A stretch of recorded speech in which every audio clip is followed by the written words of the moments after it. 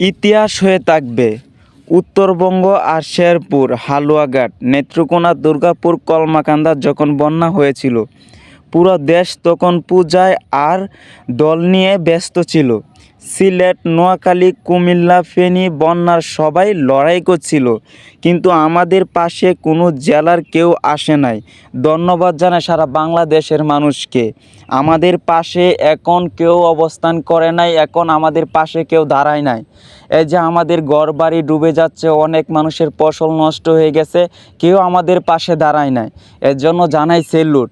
আসলে মানুষের কাজে মানুষই আসে, মানুষের পাশে মানুষে দাঁড়ায়, কিন্তু আমাদের পাশে কোনো জেলারই দেখলাম না একটা ইউটিউবে একটা কন্টেন্ট ক্রিয়েটর আমাদেরকে নিয়ে একটা কিছু বলতে।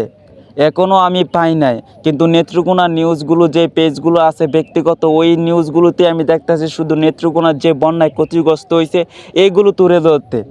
এমনকি অন্য অন্য অনেক বড় বড় ইউটিউবার আছে, অনেক অনেক মানুষ আছে, কন্টেন্ট ক্রিয়েটর আছে, তারা দেখলাম না আমার নেত্রকোনা জেলায় এই জেলাগুলো যে জেলাতে ক্ষতিগ্রস্ত হয়েছে এইগুলোতে আসতে।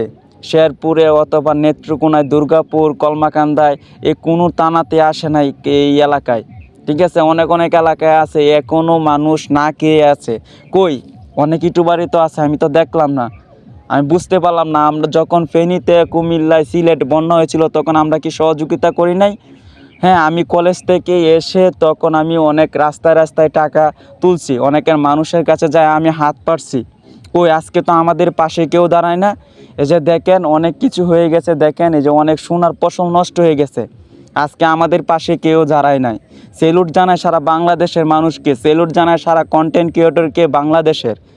তারা যে টাকার জন্য কাজ করে এটাই আজকে সে বুঝাই দিল। কই আজকের মানবতা কোথায় গেল? আজকের মানবতা কোথায় হারিয়ে গেল?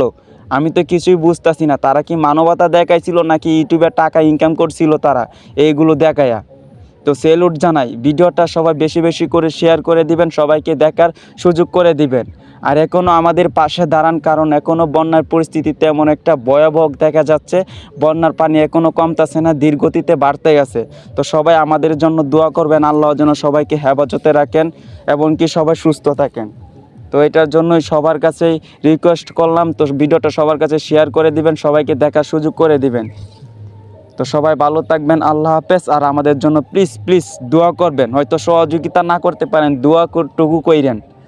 আল্লাহ হাফেজ।